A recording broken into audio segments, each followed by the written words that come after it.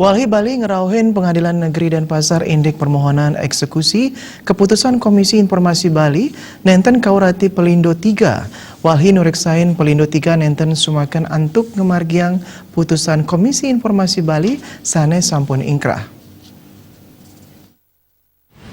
Direktur Eksekutif Walhi Wilayah Bali Imade Juli Untung Pertama, kesarangan tim hukum Walhi Iwayan Adi Sumiarto, muningayang indik permohonan eksekusi putusan sengketa informasi majeng Pengadilan Negeri Denpasar. Puniki kemargiang, santukan Pelindo 3 cabang benua nenten nguratiang putusan Komisi Informasi Bali inggih punika nyuk serahang salinan perizinan reklamasi ring widangan pelabuhan benua majeng Walhi Bali.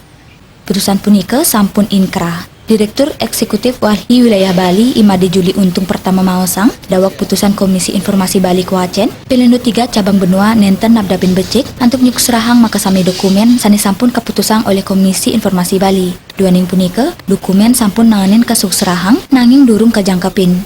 Pelindo 3 maosang dokumen amdal tan rumasuk ke dokumen sani patut antuk kasuk serahang. Memang dari pihak Pelindo 3 itu sengaja mempermainkan putusan. Mereka menyatakan bahwa AMDAL tidak termasuk dalam dokumen yang wajib diserahkan. Padahal pada faktanya dalam putusan Komisi Informasi Provinsi Bali itu sudah jelas dinyatakan bahwa AMDAL merupakan dokumen yang wajib dibuka dan wajib diserahkan pada Walhi Bali. Itulah kenapa kami dari Walhi Bali sangat menyayangkan sikap dari Pelindo 3 yang sengaja mengulur-ulur waktu. Dan untuk memperlihatkan seriusan kami dari Walhi Bali, kami hari ini mengajukan surat permohonan eksekusi atas putusan Komisi Informasi ke Pengadilan Negeri Denpasar. Tim hukum Walhi Bali Wayan Adi Sumiarto maosang Pelindo 3 wantah nyuk serahang izin lingkungan hidup. Nanging Walhi Bali ngaptiang indik izin lingkungan saljangkapan ipun rumasuk AMDAL.